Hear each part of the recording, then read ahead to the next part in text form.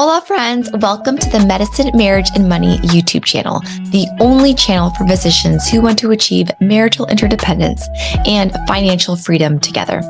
On this channel, you will learn how to show up as the best version of yourself so that you can love intentionally and build a more financially savvy relationship with your spouse. And I am your host, a physician mom, a doctor's wife, a Gottman leader, a certified life and marriage coach, Dr. Kate Mangona. Welcome. Bienvenidos. These things do to our body and how we react. And so I used to be a very overreactive person, and I do a very stressful job. So being overreactive in those kind of situations can be very detrimental. But what I finally understand now is that's what trauma does to you. It makes you an overactive, anxious person. And when you start to deal with that and get back into your body, because what trauma does is always tries to keep you out of your body, and you dissociate, or you're always living in your head and, rushing around and doing all kinds of things. When you actually get back in your body and heal your body and tell your body you're safe, and there's so many different embodying techniques, it starts to all just go away and your life changes. Like, you actually can enjoy things that you've probably never noticed in your life before, like being outside, hearing birds, seeing the trees, like just the beauty of life, because you're always in fight or flight and scanning for danger. Your brain doesn't know time, and it still thinks that you're back then and you're in danger all the time.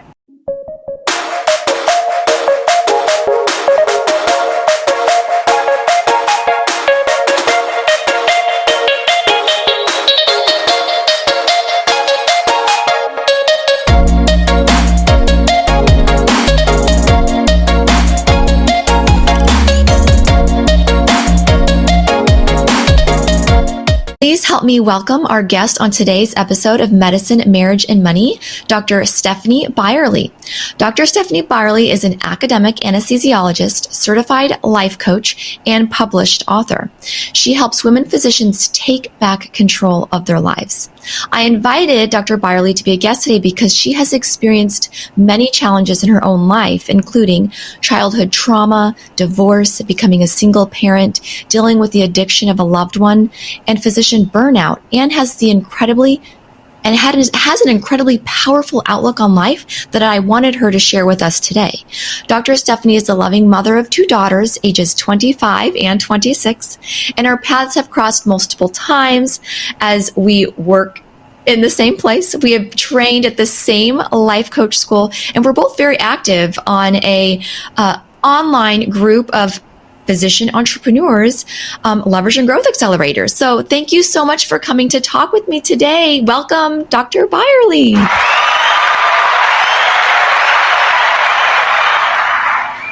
I am so excited to be here. It's great to see you again. And thank you so much for asking me to do this. I'm really excited and passionate about sharing this information with women who may be experiencing the same kind of things. Yeah. And, I'm going to open a little bit differently than I tend to normally open, because I typically ask, okay, how you fell in love, how you met your spouse, and you have a little bit different story. So I just want to start there. I want to start with, okay, you know what? And actually, we can actually start kind of similarly, but knowing that you're not actually married right now, because I want to know what it's like. For the women, I have several coaching clients out there who feel like they may be married to narcissistic spouses. Mm-hmm. And tell me, what was that like falling in love with your ex? And then how did that evolve? So I had come from a home where my mom was married 5 times, sexual abuse, a lot of mental abuse. My mother was a narcissist and also had borderline personality disorder, severe depression. And so I really was exposed to a lot of things, and grew up in a very, mentally abusive situation. And so, when I always had wanted to become a doctor, and really feel like there was a divine intervention that I really made it through the whole process, because my life could have really gone in another direction, and at one point was heading in that direction. But I stood the course, and when I was in medical school, I met someone who was a physician as well, who was in training, and this person seemed like my knight in shining armor. Like they understood me, and they wanted to just have a great life together. And I thought, oh my gosh, this person and their family is wonderful. And oh my gosh, like I can finally have this wonderful family that loves me and accepts me. And, you think, okay, 2 physicians, right? You're going to have this amazing life. And what I used to think was like there was this pot of gold at the end of the rainbow, and I don't just mean financially, I just mean everything, right? The house with the white picket fence and the 2 kids and the dog. And what I didn't realize until, it took me a very long time to really realize what was happening, years, but he was a narcissist and some other issues as well, but that I was slowly really being brainwashed, and I really didn't understand that. And so it started to be very much of the happy, and then all of a sudden criticizing me for everything and every move I made. You're not doing that right. You shouldn't say it this way, or, And at one point during our marriage, he actually said to me, well, you're just a physician, and there's so much more that you should be doing.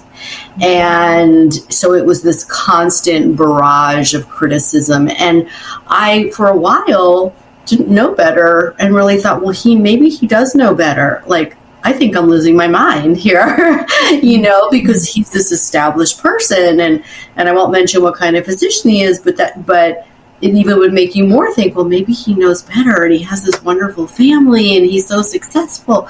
And so, it really, I started to lose myself and doubt myself, and that was the beginning of like a very long, painful path. Wow. Okay. So it sounds like, he was never really very supportive. Initially, very, very supportive. And so they're very charismatic, and they're very manipulative, and they know what to say to pull you in, to sort of get you where you really think they have your back, and you trust them. And then slowly but surely, it's this little bit at a time pattern of just beating you into submission. Wow. So who did he even want you to be if a physician is not enough, right? Right. And it was like, well, you should be doing research, and you should be starting a group for sexually abused female doctors at, where you work, and all of this, and how even, we had 2 children, and it was like, okay, when we're walking in the grocery store, you should be putting your arm on your children, and you should be talking to your children. I mean, it was everything. Okay. And so I was afraid of my own shadow. And then I had this very, very stressful job, and I was accelerating at that. I could go to work, and I could compartmentalize it and just excel there. But in my personal life, it was like, oh my gosh, sometimes, to be honest with you, he would wait for me to come home at night. I might get home at midnight from being on call, being at work from 6 a.m. and I was on call till the next morning, and he would wait up for me. And sometimes I would drive around and wait for the light to go out, because I was like, I can't go home and be being to a pulp as far as emotionally, verbally, and be on call till the next morning. And maybe I have to go in and take care of a patient. And so it was, but I didn't really realize how bad it was. And then one day a light bulb went off, and I was like, what? Oh my God, what has happened to my life? Yeah. So what is it? Because, Stephanie, I do have, I've had clients before who feel like they've been married to narcissistic spouses, but don't want to leave because they feel like, because of their young children, they're like, well, if they're with him 50% of the time, then what are they going to learn? How are they going to turn out? I'm not going to be there to help them through that.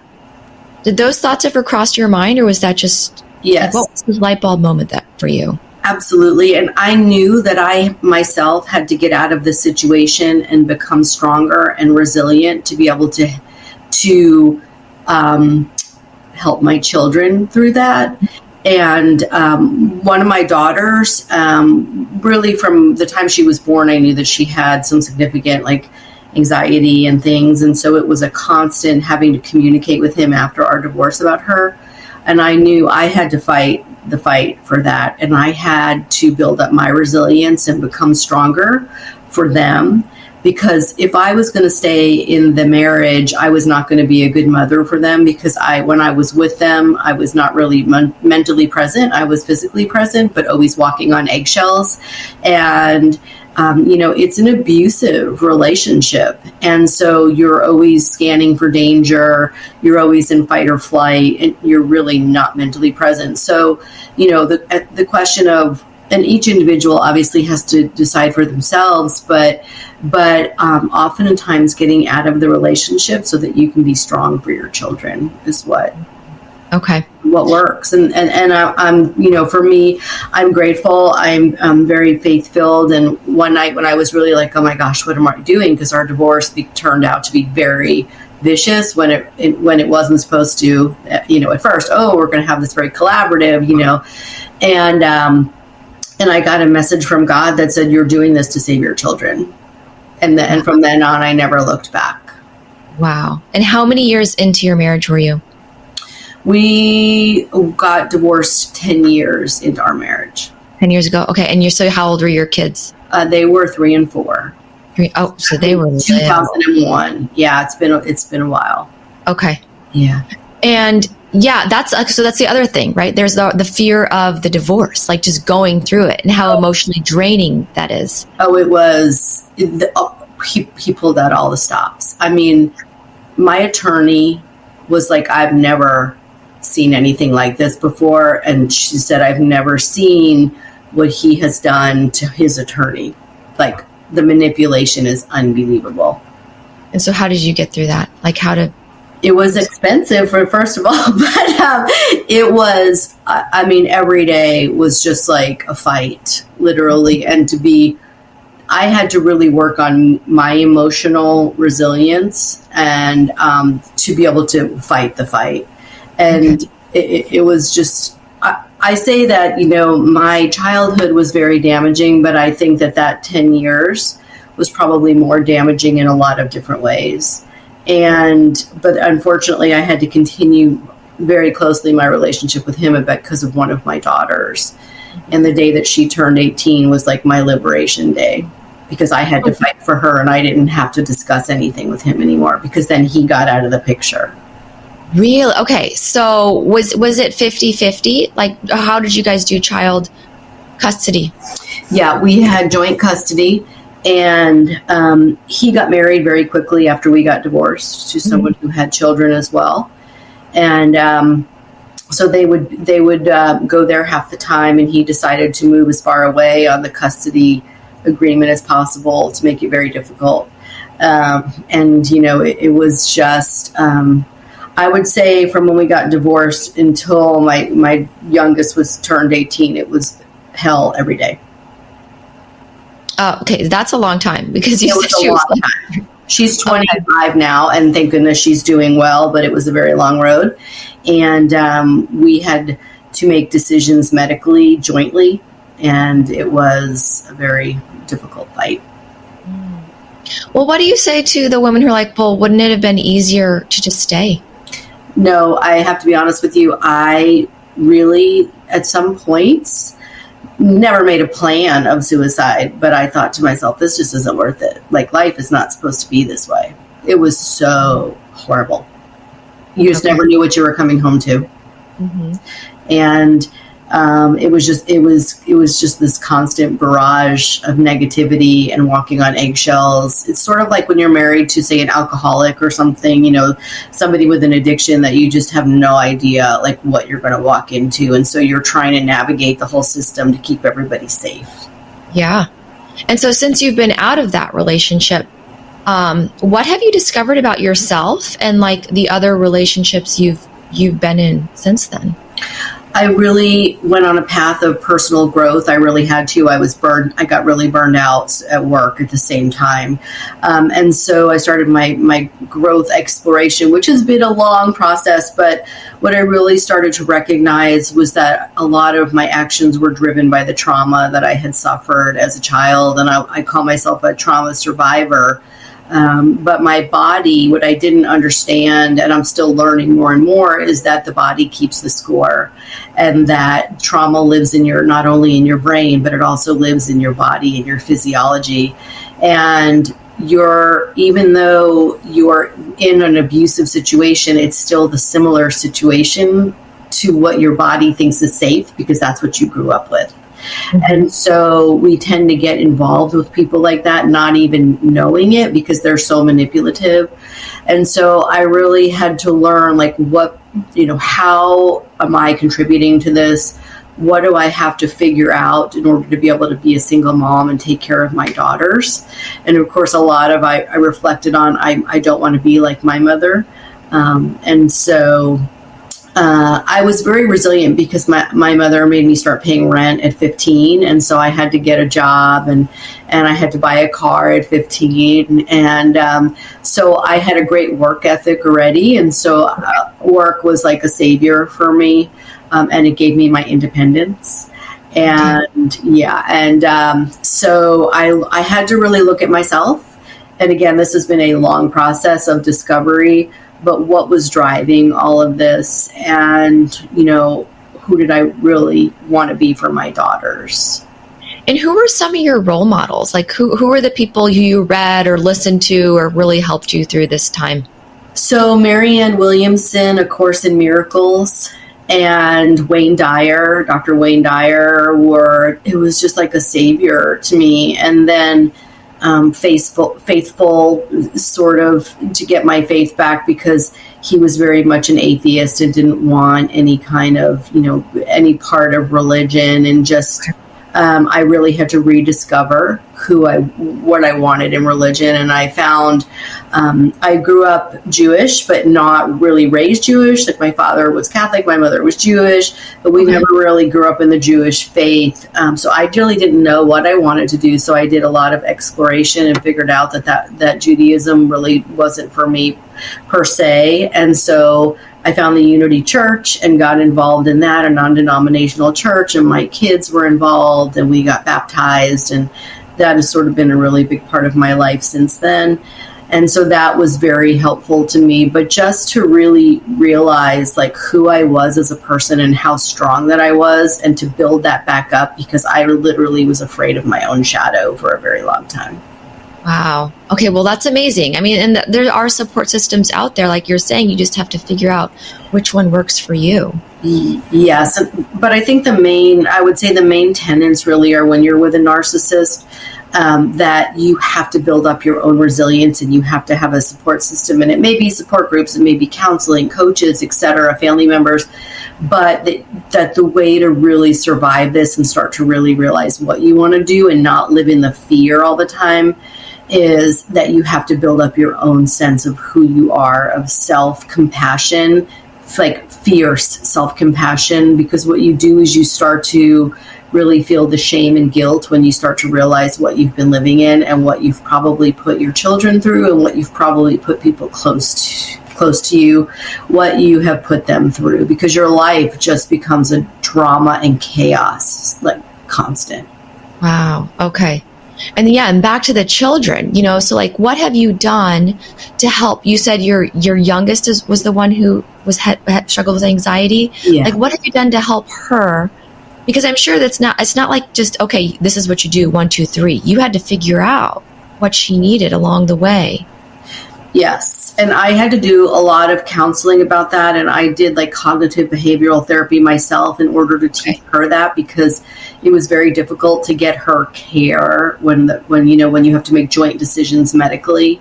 And so I tried to, as much as I could, help her until it got to the point where there was not a way that it could be where he could not agree with her getting care.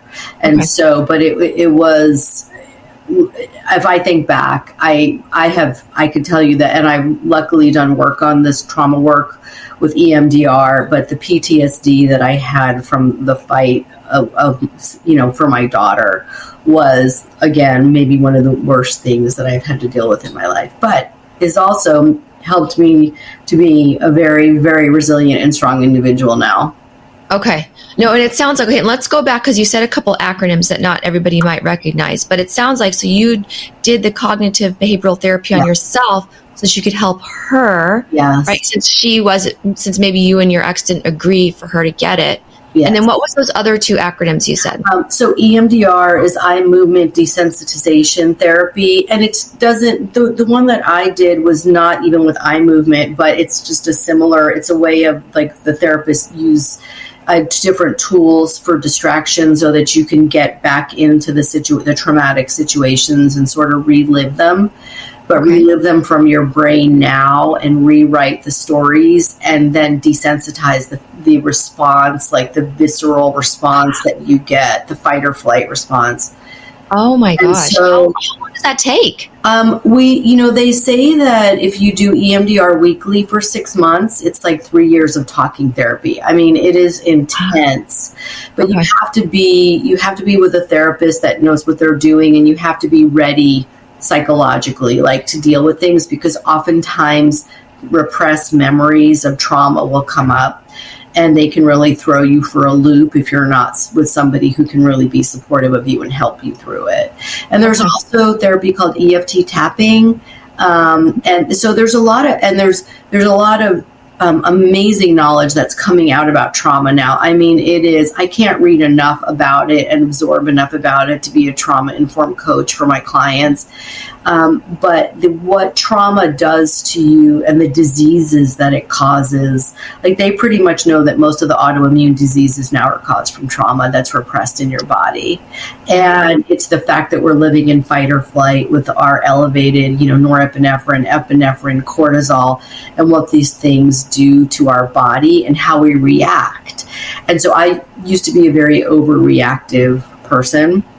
And I do a very stressful job. So being overreactive in those kind of situations can be very detrimental. But what I finally understand now is that's what trauma does to you. It makes you an overactive, anxious person. And when you start to deal with that and get back into your body, because what trauma does is always tries to keep you out of your body, and you dissociate, or you're always living in your head and, rushing around and doing all kinds of things. When you actually get back in your body and heal your body and tell your body you're safe, and there's so many different embodying techniques, it starts to all just go away and your life changes. Like you actually can enjoy things that you've probably never noticed in your life before, like being outside, hearing birds, seeing the trees, like just the beauty of life, because you're always in fight or flight and scanning for danger. Your brain doesn't know time, and it still thinks that you're back then and you're in danger all the time.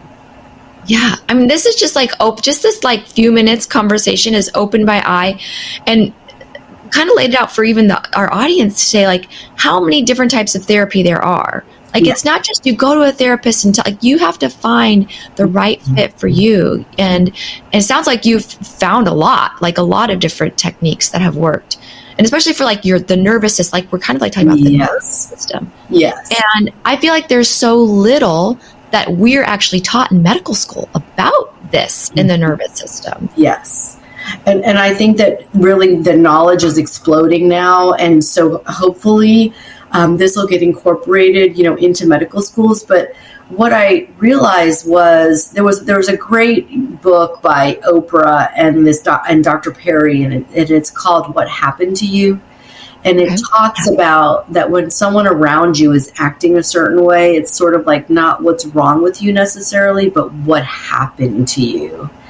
And there's another great book called The Body Keeps the Score. And when you understand really what has happened to your nervous system, and when you have, say, a narcissistic parent, what happens is you don't get their attention.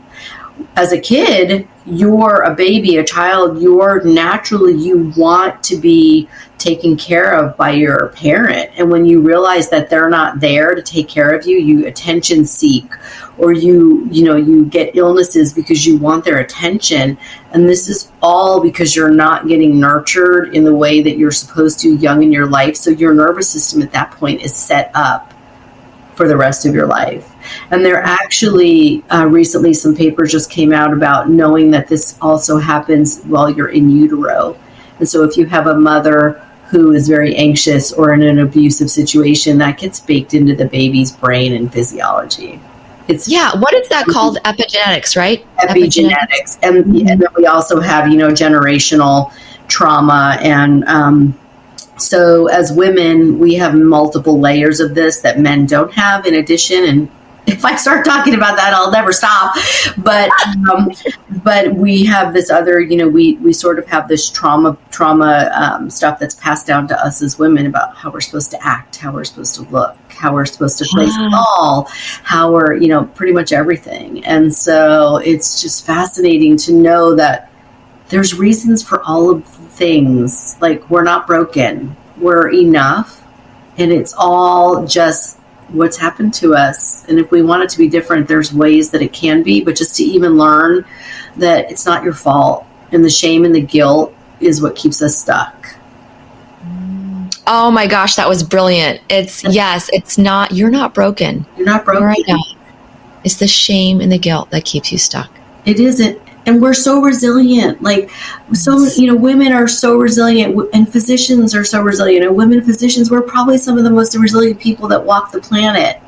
And when we don't understand that, that's the amazing part about having somebody who will make sure you know how amazing you are and help you get that back. Yeah. And could you just share those resources one more time? You said What Happened to You by Oprah. And Dr. Bruce Perry. And the thing that about that book is it gives you experiences. Like, it tells you real life stories that put everything into perspective. And then The Body Keeps the Score. Okay. Another amazing one. And there's another one by Gabor Mate that is, I believe the title is When the Body Says No. When Enough is Enough.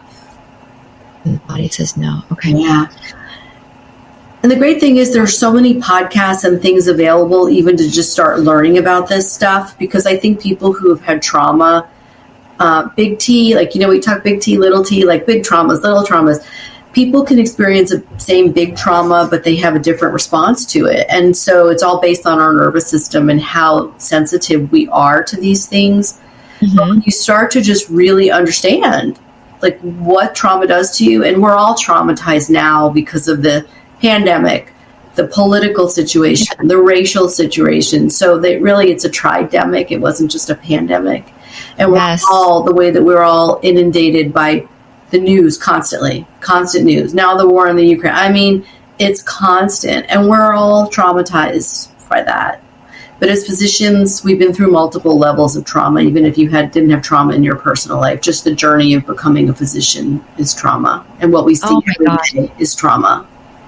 Absolutely, which just means we all need some form of therapy, counseling, coaching, help. Just talk and figure out what's going on in your brain, right? Just don't plow through life. Yeah. Absolutely. Not listen to yourself.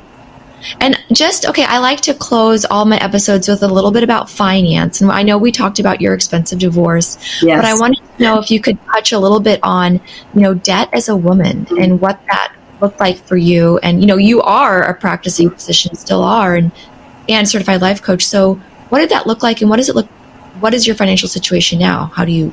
So I would, I grew up on welfare. And so somehow, again, I think this was all divine. But, when I got into medicine and went through medical school, I had some debt. But my ex-husband and I, we had, I won't tell you the number, but it was a terrifying number when we finished training and moved to Texas, and ended up paying off that debt, working through it. But then the divorce caused a whole bunch of other debt. But when I finally got that paid off, and I worked extra, so when I didn't have my kids, I would take extra call and do these things. I finally paid off my debt, and I was like, oh my gosh, this is another form of freedom. And so started to really save and really had to pay for my kids' education. I ended up having to pay for both of my kids' education, and I knew that was going to happen. And I was the one responsible to buy the cars and the cell phones, and so really just had to focus on saving and making sure I had enough for that. and then starting to say, you know what, like I'm going to have a life after my kids. And of course I want to provide a legacy for them, but I needed to start saving for in retirement. And so really working extra to do that. And now I'm very financially secure. I'm very excited to be able to go down 1% at work. So I'm going to, in September, really wanting to focus on my coaching, going down a day a week for working. And so with my entrepreneurial stuff, really learning about that, but also, you know, branching out and doing this passive real estate and things like that to I'm getting out of my fear comfort zone about things that I want to start exploring. And I'm not letting my brain hold me back about, don't do this, don't do that. But, you know, with all of the financial situation going on now, obviously, most of us have probably lost some of our retirement, but not getting focused on the fear of that and knowing that will improve. I've got a long way to go with working, but I am very focused on finally learning about that part, because before I trusted other people to help me with that, and I really suffered the consequences of that as well. And so I would advise anyone to please really look into who you're trusting financially. And constantly check on it. I think as physicians, we think, people have our best interest at heart and blah, blah, blah, but they really sometimes don't. So to really try to take control for yourself and to try to learn and get educated financially. And I think that's a big part about being in a relationship like this, in a narcissistic relationship. You are very powerful with the money that you can earn. And please don't let the money part hold you back, because you will figure it out once you get strong enough to actually know that you have your own back and that you're not broken and that you can take care of yourself and your children. Wow. Yeah. Yep. Nobody will care about your money and your children and yourself, the way that you can. Right. So.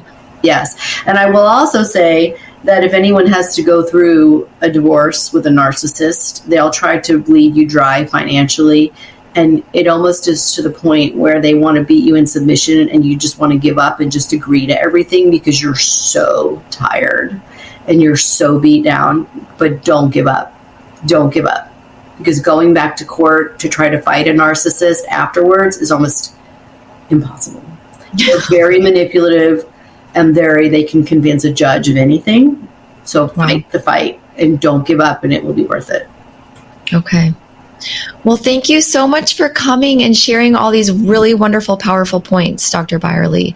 It's been such an honor to interview you today. And I just want to close with, where can people find you if they want to reach out to you?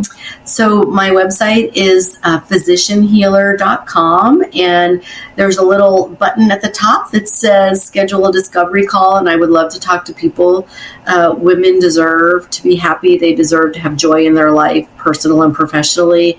And I love to work with women who want to be leaders as well. My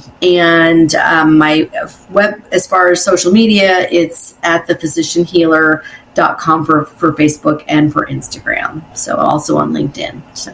Well, awesome. Thank you so much for coming on today. Thank you. It's been awesome.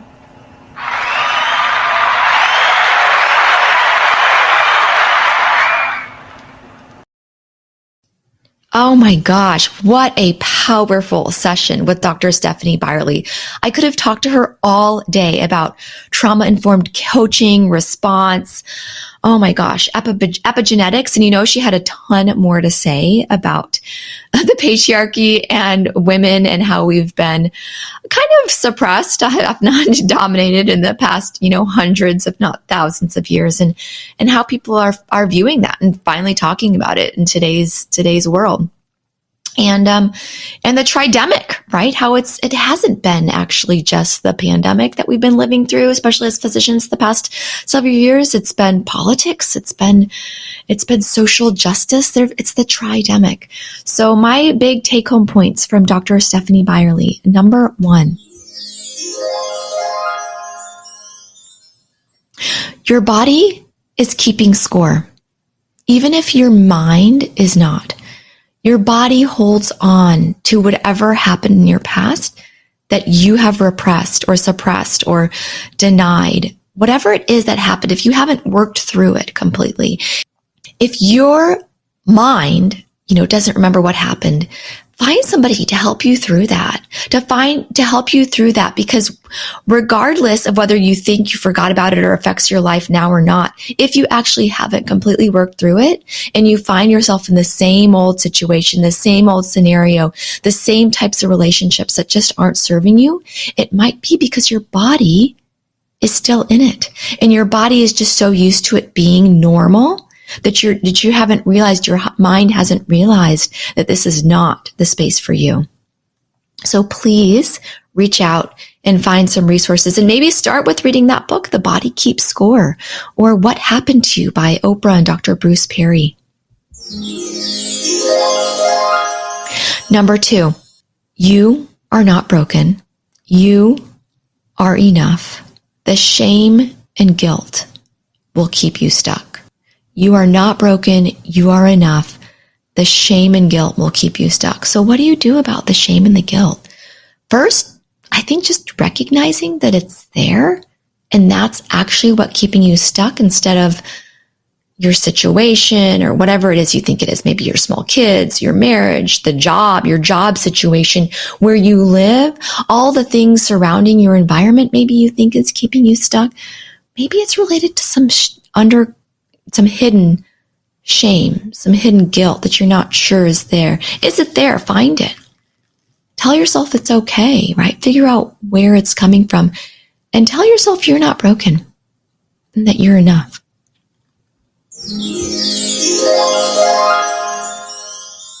And number 3, did you hear how Dr. Stephanie Byerly grew up on welfare, right? She had an enormous amount of debt when she and her husband married.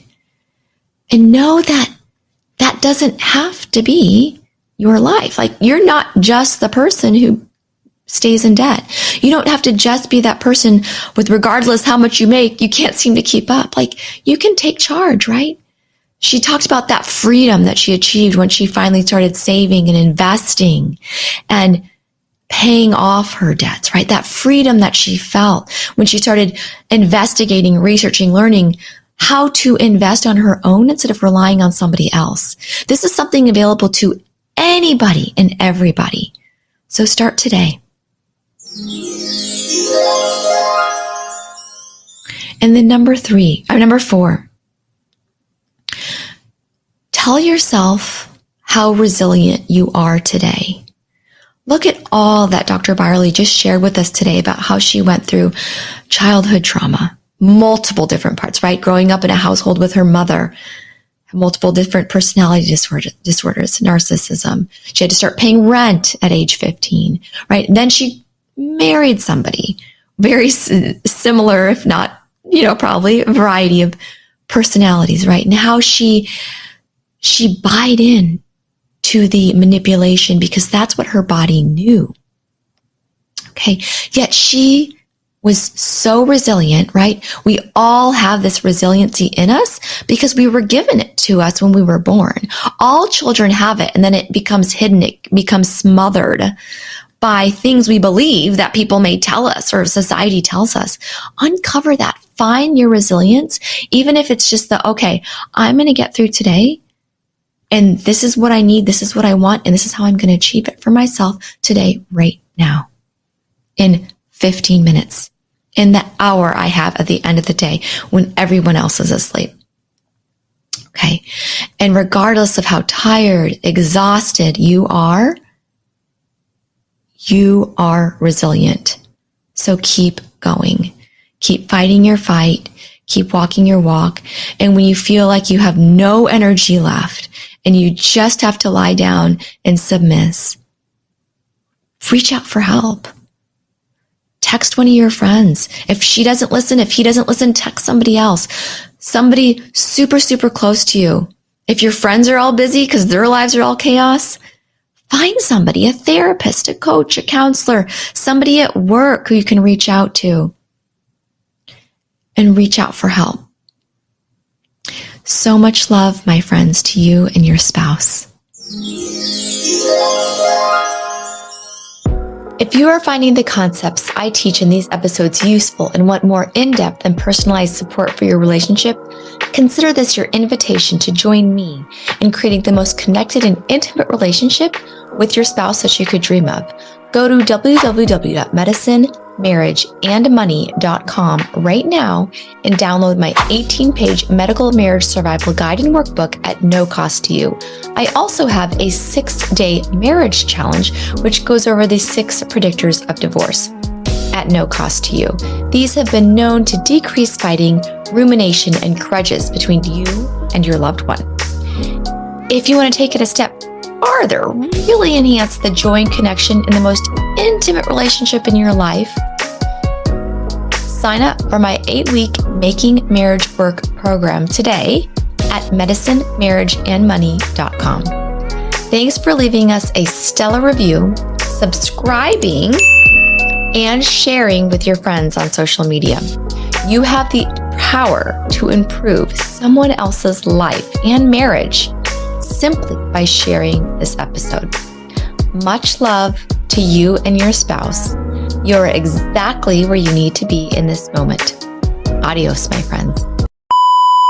The content of this episode is not intended to be a substitute for professional, medical, or financial advice.